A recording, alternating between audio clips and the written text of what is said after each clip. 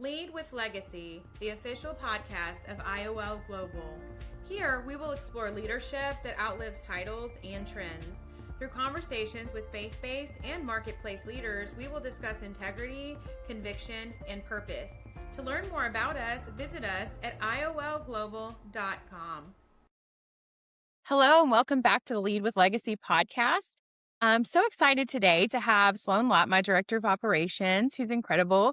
And then also, I am just thrilled to have Mr. Benjamin Chan here. He is just incredible.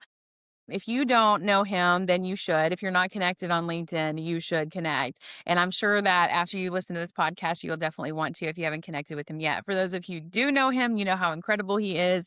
And what an honor it is for us to have him on the show today. He's an absolute superstar. We're going to talk a little bit about that too.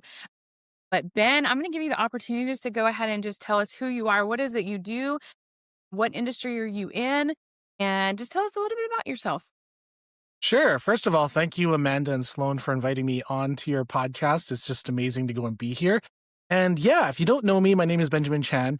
I'm a project leadership executive coach helping transform project managers into confident, strategic, and resilient project leaders, and really working with organizations to help their project managers deliver better and more effectively so that their key strategic projects get to the end. They hopefully get to success, or be able to go and redivert it and understand what opportunities are available for them. So for me, my background has been through computer engineering and management consulting, and with that came project management.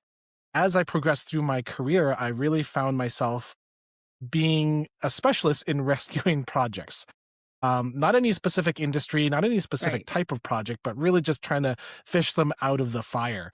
And that's where I noticed there was a bit of a gap of how are project managers being supported? Because so many of the project managers, if the project's going in the wrong direction, they get replaced. And in my opinion, I want to be able to go and, one, be able to go and help the project manager grow, as well as being able to go and help the project reach success.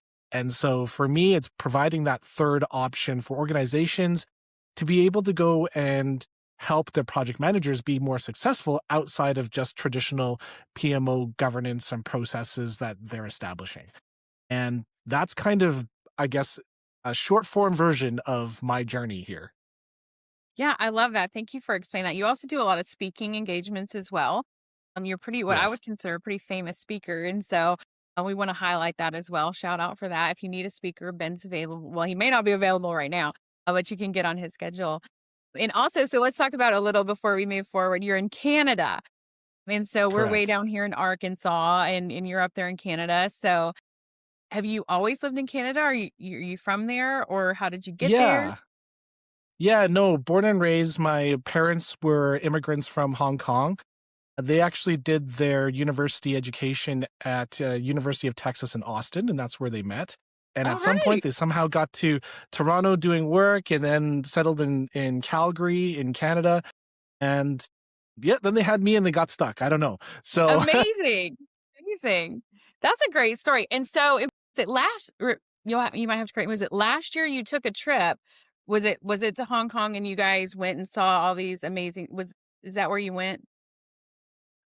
No, I don't know. There's so many different trips. You're taking a lot of trips. You went to like a popcorn factory or something. Well, that was in Japan. Yeah, we actually went out to the Cup of Noodles ramen. That's what it is. Museum. Yes. Okay, I'm sorry. Yes, where I should have researched that first. No, that's okay. Where they were talking about how the Nissan company got started and how the founder worked through their, bankruptcy to be able to go and create one of the largest, I'll say, instant noodle conglomerates in the world. Yeah. No, I remember reading that. It's been a little while. I should have read it, but it just popped in my head when we were talking. I was like, I know he was like at a factory. And now that you said that, I remember that. It was really interesting. And so what I think is fun, Ben, is that on LinkedIn, you kind of share, and I know it's not like your whole life, it's all social media, but you do share some tidbits like that trip and stuff, and it's fun. You're also super big into superheroes. And so tell us a little bit about that. Where does that come from? So for me, I've always been a comic book fan. right? I remember even in elementary school in grade 3, I would have this one comic book that I really loved to go and read. And during my spare time, I would take it out and just read it during breaks during class. So much so that the cover was completely torn. It's not worth anything whatsoever. But even then I would remember the storylines and all those type of things. And so that's something I've just always really grown up with. Right. And, back then comic books was kind of a nerdy thing. Now it's more mainstream as people Right. see, the DC universe and Marvel Cinematic Universe come to life. And now it's kind of like, oh, now it's a cool thing. So for me, it's kind of a interesting transition where I've always grown up with it. And now it's something that's more popular. And I think for me, the things that really resonate with me from comic books is just that, there's people that are born with it, as well as people that develop superpowers, and how it integrates with my coaching approach is really helping people understand what are their superpowers, right? And how do I bring those to the forefront to be able to go and solve the problems that they have?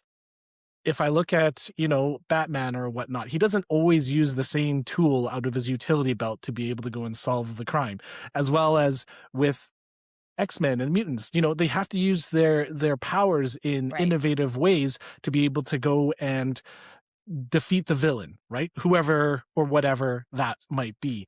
And I love using that same type of analogy with my clients of, what made you a hero in one project might make you a villain in the next. And so being able to go and understand how you're using your powers appropriately, right? People used to call it soft skills, I think.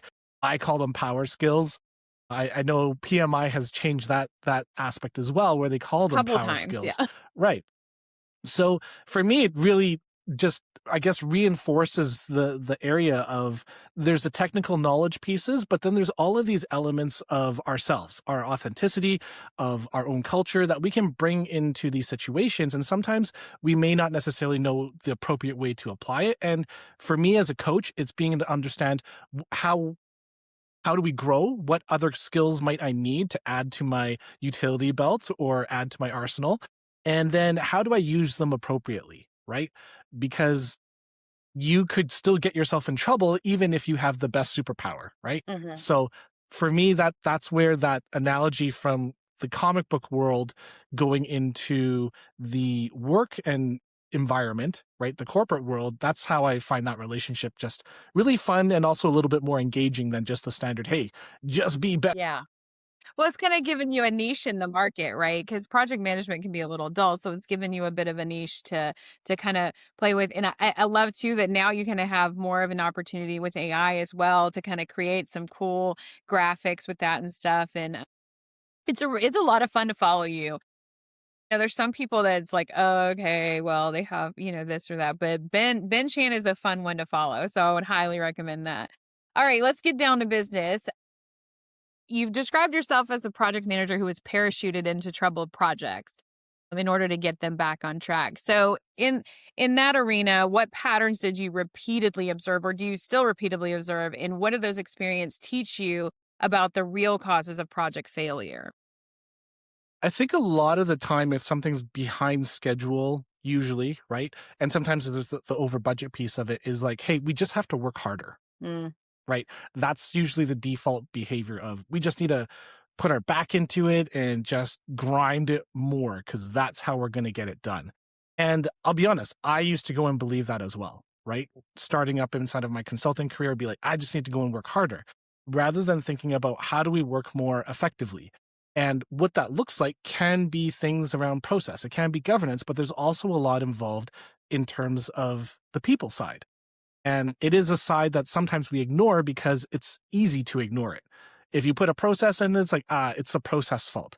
If you put governance in, it's just the governance right. portion that's broken, right? But you don't have to have those tough conversations with people around, hey, how maybe your attitude needs to change, or maybe their capability isn't there, right? When someone says, I can't do it, what does that exactly mean? Does that mean they actually can't do it because they don't have the tools, they don't have the capability, maybe they don't have the motivation, right? And so sometimes that pattern of just being able to say you just need to take a stranglehold on it and and really buckle down and do it. It's like a very surface level way of being able to go and solve it. And when the team doesn't respond to that, right, that's when they say, we need to go and change out the project manager. Mhm. Because they say you've kind of lost the room, just like, when people watch sports teams, right? Football, for me, it's more hockey, right? It's that, oh, Love hockey. you've lost the room. Yeah, you've lost the room. So we got to go and have a coaching change, right? And to an extent, that might be true, but a lot of it is also because the coach is more trying to reinforce their way of doing it, and sometimes it's more of just how we're communicating, how we're working together. If I keep yelling at my team to go and work harder, you know what? I might actually get the opposite result. They might Yeah. just be saying, I'm done with this. I've worked, 80 hours per week. I'm so done with this. I don't want to work harder anymore, right? Yeah, I And can say then it just continues perpetuates. in my career, never have I had somebody yell and pound the gavel at me that made me want to work harder. I Exactly. mean, I'm a pretty hard worker. I'm pretty self-disciplined, but no, being mad at me or angry at me or frustrated at, me for something that's out of my control is usually not the way to motivate me to get things done. Yeah, I love that answer. It's really important for us as leaders to remember that we need to be encouraging of our teams and aware of what they're walking through, right? Sometimes personally too, because there can be personal struggles that are holding back what we're capable of doing for a little while. And if we're just understanding of that as a whole, I think that we can get a lot more accomplished together. Like, hey, if you're struggling right now, let's, come in as a team and help you out and help continue to move the project forward instead of just stalling or everybody losing lack of motivation. And so that's a really, really great answer. Yeah. I'm gonna let Sloane take it for a little bit, ask a couple questions, and we'll just kind of dialogue from there. All right, Benjamin, why do so many technically strong project managers still struggle with stakeholder buy-in, communication, and team motivation? Well, I want to say that a lot of those things aren't trained, right? Like, you don't get a lot of training on those type of areas, and employers, I would say even more so now than ever, are expecting people to get trained on those type of things and build that capability on their own dime and in their own time, which is difficult, right? And so they're having to go and learn on the job. And also, I think from the technical project manager perspective, and I'm not trying to go and knock any of the technical project managers. I was one of those, you come up from an accidental perspective of, you're really good at doing the technical work. Now I want you to go and manage people to go and do it. Here's the thing. There's a huge mindset shift that needs to go and happen when you're moving away from the technical work and then now having to go and lead people. And again, they don't necessarily have all the training and the support to be able to go and lead appropriately, right? So even from a Gallup poll, and this was, a little bit dated, I'll say, but I think it still applies, back in 2016, where a Gallup poll was done, and it showed that 1 out of 10 people have that natural capability to go and lead people. That means 9 out of 10 people have no clue. That is not good. Exactly. They're modeling off of things that they know or things that they've seen, right? So maybe you get it from your parents. Maybe you get it from your teachers. Maybe you get it from bad bosses and good bosses, and you're trying to go and determine, how do I lead appropriately, right? So what happens when you move into a technical project management space is you assume people are still a technical problem. Hey, if I give this to you, I provide my input, and then output will magically happen, right? That is an assumption. It's not necessarily a correct assumption, but it's a educated assumption based off of what they currently have. And so I think that's where that struggle is that area isn't really trained on. It's not really focused on. No one tells you how to go and do it. You go through trial and error to work through it. And it's good from the perspective of, you get to learn a lot of what to do and what not to do, but it is a very stressful type of way to go and learn, right? So that, to me, I think is kind of that large gap that a lot of people see. And I think part of it too is it's also hard to work from an empathy perspective in those type of situations. Rather than saying, hey, You know, I'm wondering, why aren't they able to go and get this done? What are they going through that I need to go and support with? And instead it's like, can you just get it done?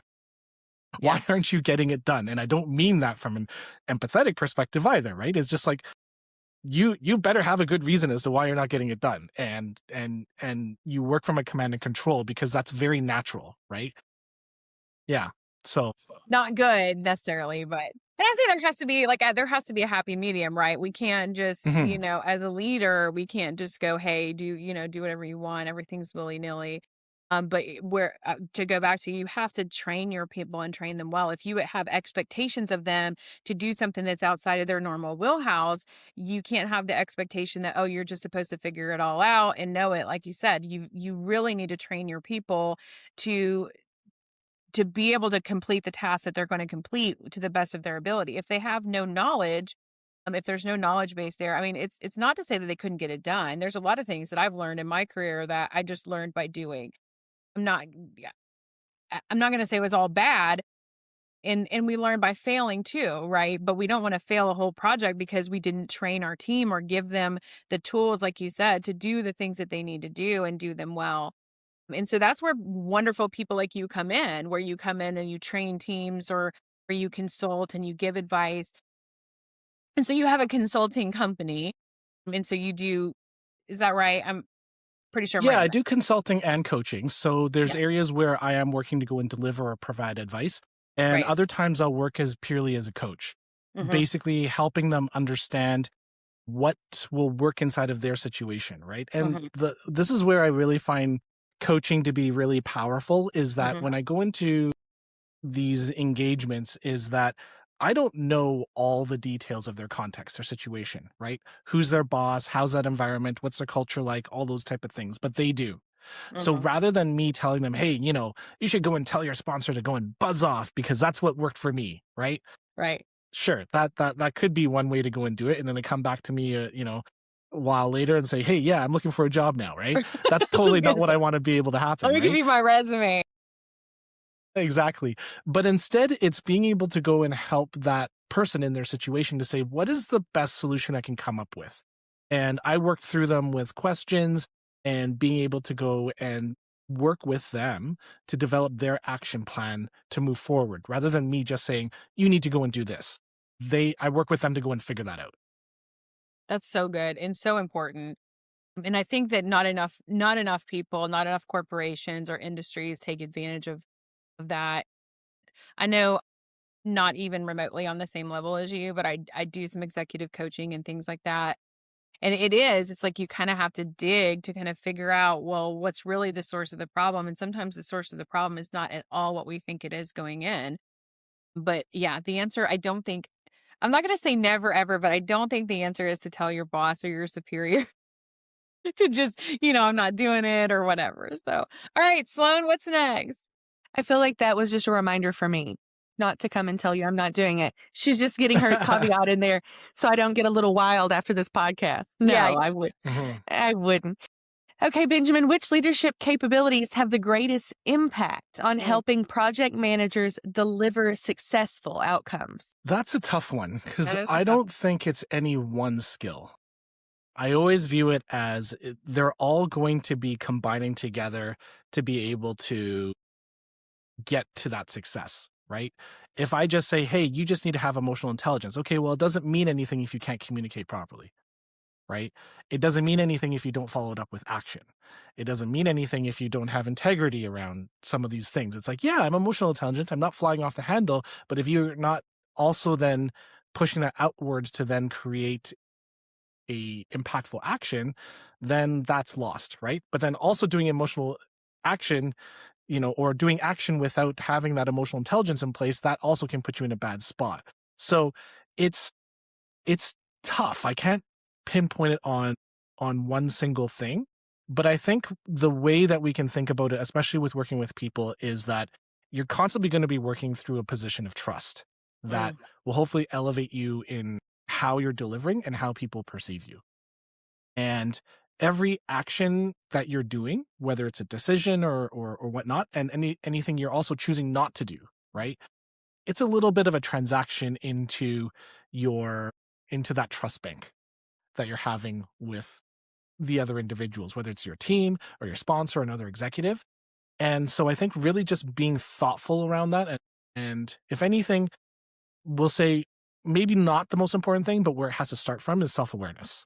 Self-awareness of understanding yourself and knowing who you are, how you're thinking, what are the thoughts going on there, and then dissecting it and understanding, is that rational? Is it not? Am I flying off the handle? Or am I just spouting things off and putting things into Twitter or whatnot without a thought, right? So, yeah. Yeah, that's a fantastic answer to a really complicated question. And I like that you brought up the fact of integrity, because I think that that's a common ground that maybe we could all decide if we were all in a room, right? That we could come to agreement on integrity. We might have different beliefs, we might have different backgrounds, we might come from different places, but integrity as a whole, to do the right thing, regardless of what, there's times when we're tempted or whatever, like, oh, it would be easier if I just did this or if I just did that. But that's not the integrity of the situation and doing what's right regardless. And sometimes it's really, really hard, especially in corporate. It's hard for people to kind of get past that and go, well, I got to do the right thing regardless. It might cost me my job sometimes, right? If I do the right thing, because there might be people above you that aren't doing the right thing. I mean, that becomes really, really difficult, becomes a really, really nasty kind of area to be in. And so I like that you brought that up, because I think it's an important part of the discussion of how to lead well. And I don't know that you can lead well without integrity. And we were talking before we came on, leading isn't just for the top. Leading, you need to lead wherever your position is, whether you're leading yourself well, like you said, with integrity, or whether you're helping to lead others into their next position or into a better, situation, or lead through the project. So let's talk a little bit about that. What's your take on leadership as a whole, not just from the top? Yeah, I think everyone can go and lead wherever they are, whether they're employees, whether they're at the bottom, whether they're at the top. It's just everyone has that capability. And if anything, it's more of a matter of perspective and mindset, right? So I want to just loop back onto the integrity piece, because when we talk about people doing the right thing, and us as leaders, whether you're an employee or a team member, project manager, executive, and whatnot, we all have our own interpretations of what is right. Sure. And that's always a little bit tough. That's right? true. Someone that's always following a process may think they're doing it right. Someone that has a very good customer focus is like, screw the process. We got to do what's right for the customer. Right. They also Right. feel that they're right. And so the funny thing for me, again, relating back to the comic book side, is like the best villains are the ones that think they're the heroes. They always feel like they're doing the right thing.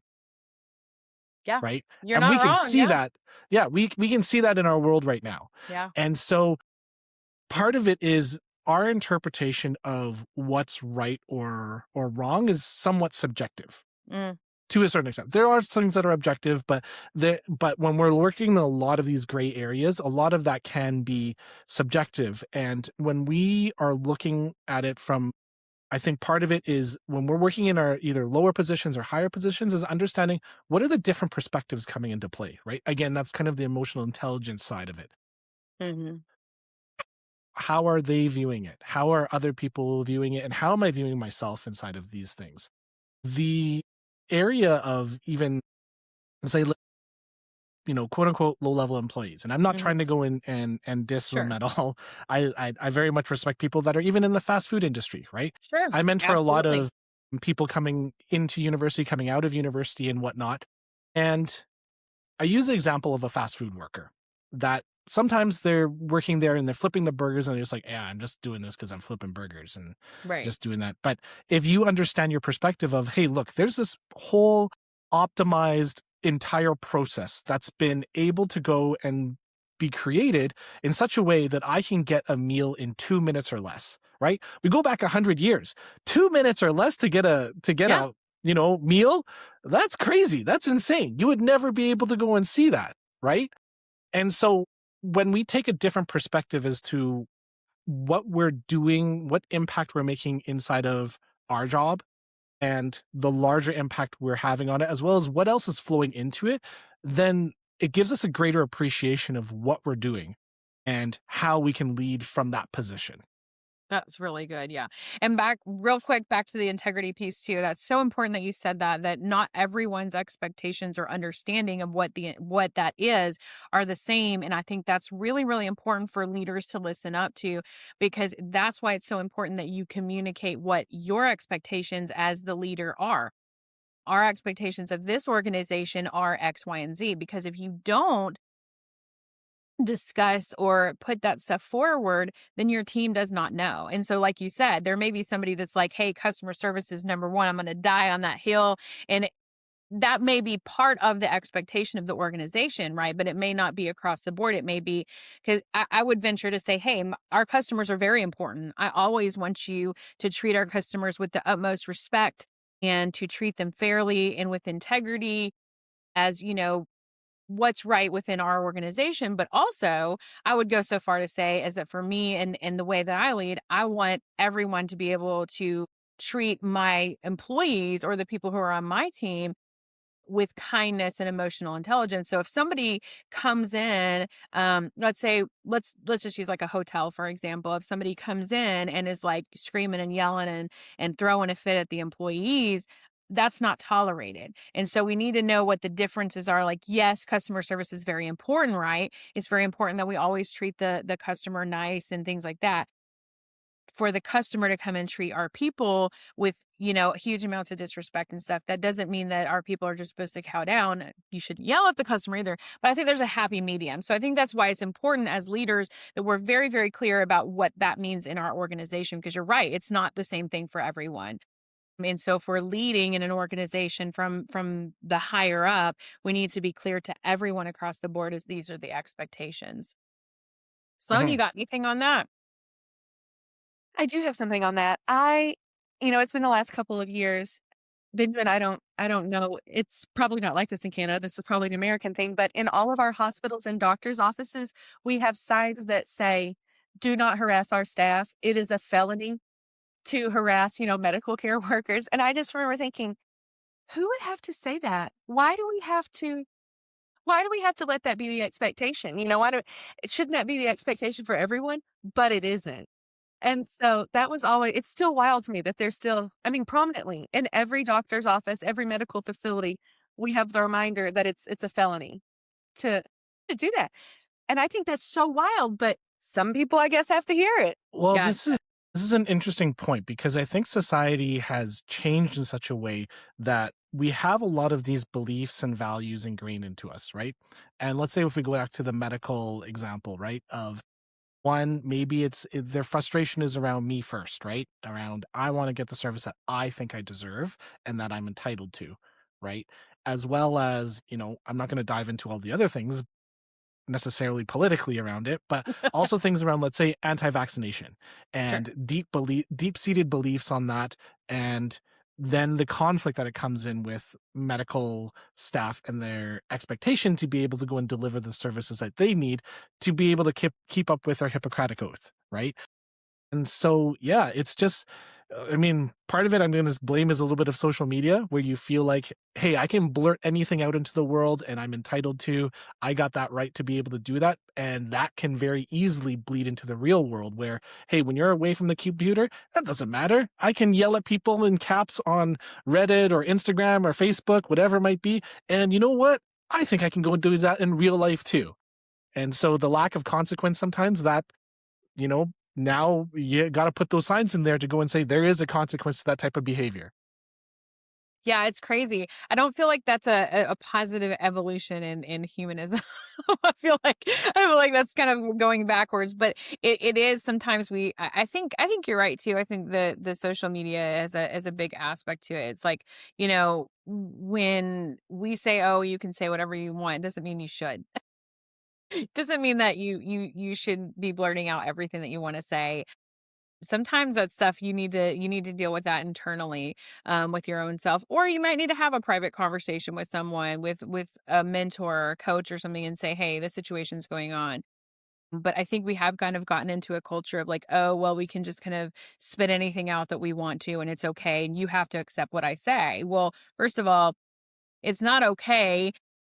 And it's not, I'm not going to say normal. I think it's good to express our emotions and things that we're feeling. I think it's good to express our opinions on things, but you can't force that upon other people. And especially in settings like Sloan's talking about, like in a medical facility, there's just common decency, I think, that's just not appropriate. It is, but if I bring it back to the leadership perspective, right, is that there's a fundamental rewiring of how our psychology works and how we work and build relationships with other people, right? And social media is one, COVID, quarantine, and the whole thing across the world, that's been another, right? So university students are going into classes going, I don't know how to make friends. How do I meet people? Even though they're in lecture halls and stuff right now, because there's a couple of years in their formative years where they were not able to go and Right. practice it and do it normally, right? And social media has exacerbated that. And so when we look at how the leaders have to go and work with this, and even people seeing themselves as leaders, right? They have a very twisted view of how do I go and build a relationship or trust with others? How do I relate to one another? And instead of actually talking with people, they make assumptions or they swipe left or right and then hope and then it goes away, right? Yeah. Yeah, very valid point too. I'm old. COVID, I think, I'm not going to say it was an effect, but for a couple different reasons, I'm in a little bit different spot. One, I was already working from home at the time. And so I was already home. I was already like in a home remote environment before that was quote unquote the norm. And so there was that. And then in addition to that, I'm just old. And so I was already like primed. I already knew how to like, I think it was, but I've seen it. I've seen it in people that I know, in younger people that I'm around and things like that. There's a disconnect. It's not There's positives from it too, right? There's things that they can bring to the table that I can't bring to the table because I was just in a different spot. And Sloane's much younger than me. And so she brings a different perspective as well, which I'm so grateful for. And I think it's important too in the leader roles and when we're setting up our teams and we're choosing who to be on our teams and not, it's important to make those diverse teams because there is something that everybody can kind of bring to the table. But we do have to be mindful that we were not all raised the same. We've not all walked through the same things. We're not all of the same culture. We're not all of the same beliefs. And it's important that we kind of try to come to a common ground at that table in our teams, and that leaders try to facilitate the I would go so far to say is like the kind, like meshing together of all of that. Because it's kind of a strange time. I mean, I think it's kind of a strange time, but then I think back like 100, like you said, like 100 years ago or something, like it was probably a strange time then too, right? Like there was things that happened, there was things that went on, that were strange then as well. So we just kind of Mhm. have to adapt to that. All right, Sloan. All right, Mr. Benjamin, here we go. How can organizations better support project managers before performance issues become crisis? I think it's understanding what their support mechanism is. Right now, we're seeing a huge trend of one is layoffs, just organizations getting rid of people outright. And the people that they're there, I'm seeing more and more where training budgets and things are also being cut. And that means that project managers, leaders, employees, whoever they might be, they're on their own to be able to go and improve themselves and figure out what do they need support with, right? And yet they go into their employee reviews and they get hammered saying, you need to do this, you need to go and do that. Great.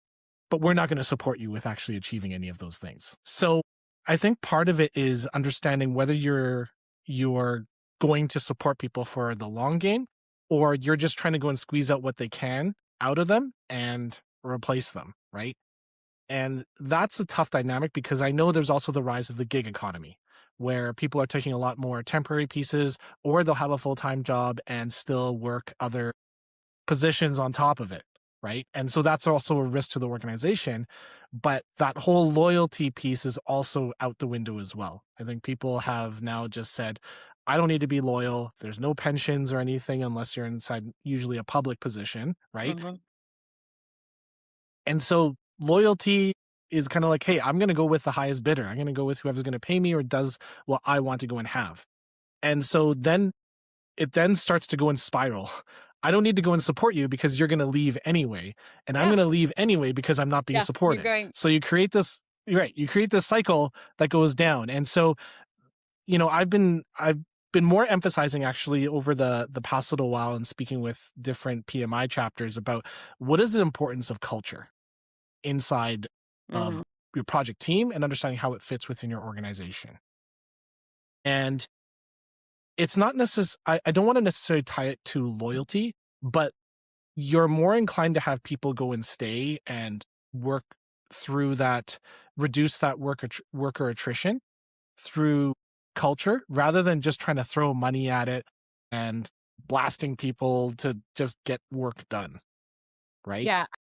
100% agree with that on a really, really high level. I'm going to let Sloane talk about that a little bit, but first, like I can attest to that I have in the past very much been much more motivated to work in environments for less money than if the culture and the environment is positive, if it's encouraging, if they're willing to teach me and guide me. Because I very much think that there's a lot of value and benefit and trade-off in learning different things, learning, having the autonomy to learn those things, having the quiet and the peace and the time where you're paying your people to learn and grow and develop. I'm a huge proponent of that. I've talked about that on some of the other episodes. You have got to pour into your people in the way of allowing them to learn and grow, whether it's emotional intelligence, whether it's a specific, test or item that you're asking them to do. If you put them on a project and you have expectations of them, we need to be clear of those expectations, but also allow them to learn and grow into those roles. So I'm going to let Sloane has been in the trenches on this. And so I'm going to let her speak a little bit about that too. It is. I have been before this job, I was at a place where there was not any support at all. And anything that you did to grow professionally was viewed as a threat. And Mm. so you became the villain because you were doing professional development and growing. And so that was a very difficult place to be in. Um, of course, I wasn't then excited about growing professionally, right? Because I knew that there was going to be backlash. And so then you have this place where no one's growing professionally. The people that are trying are finding themselves in trouble for doing that because they're a threat. And what do you have? And that was a very stagnant culture. And I can tell you this, our stakeholders felt it and they saw it, and our customer base felt it and they saw it. They knew that it was stagnant, that we were going nowhere, there was no growth, and it was more of, well, as good as it gets. If you don't like it, don't come back. And that And they was didn't come back. yeah, They they didn't didn't. And come we're back. like, okay, no problem. And so it was tough, and I'm very thankful for the most part. Miss Amanda, she really pushes me out of my comfort zone. And so like I'm thankful for the support, but then sometimes I'm like, listen here, boss, I'm feeling really shoved right now.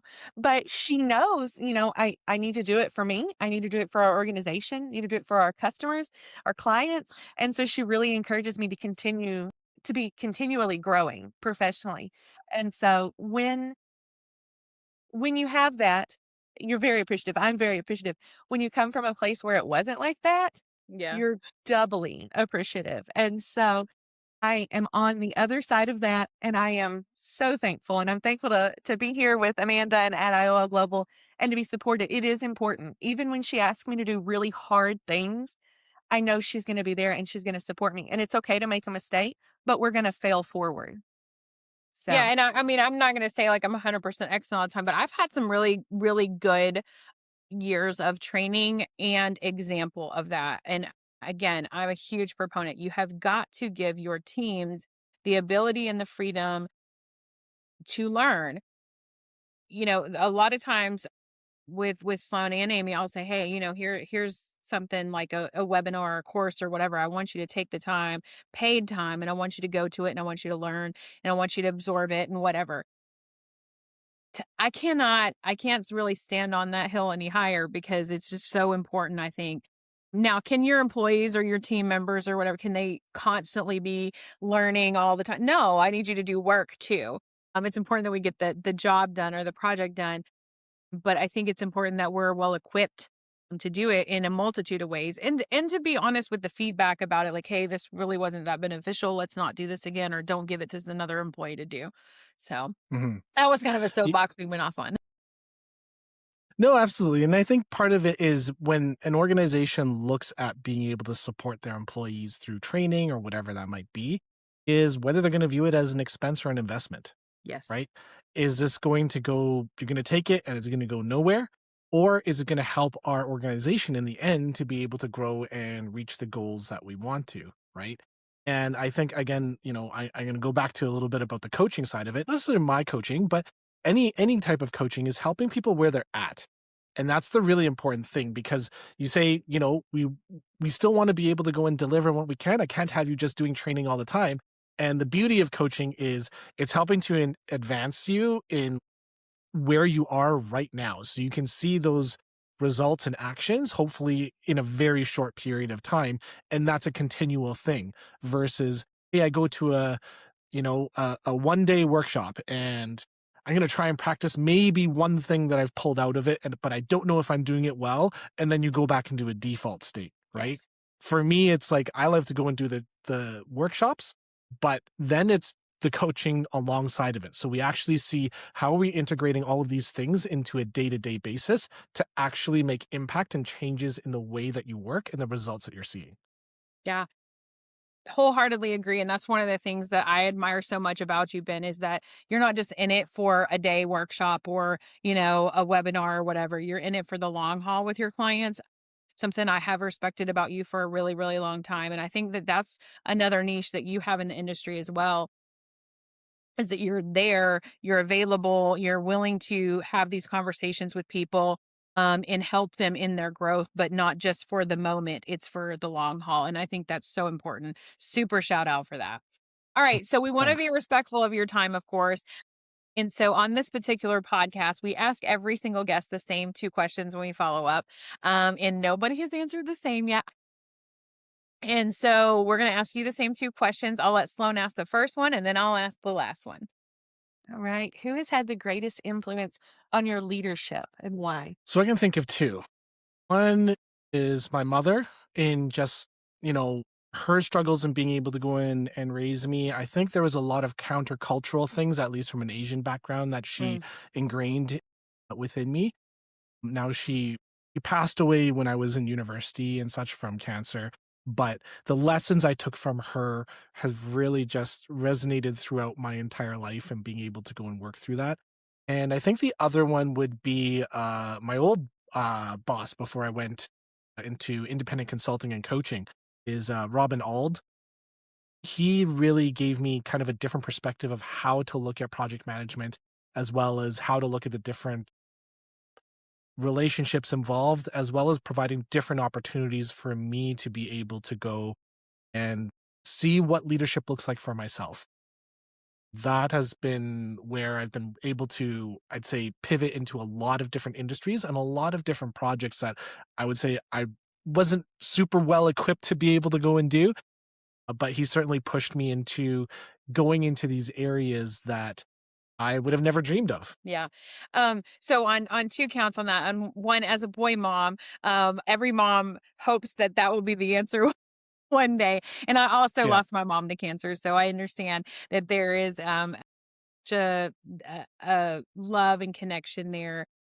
So one, great answer for number one. And number two, I also have had such a unique opportunity to have some great people, great leaders in my life to pour into me like that. So shout out to Robin and to be able to do that for you as well, because you definitely shine.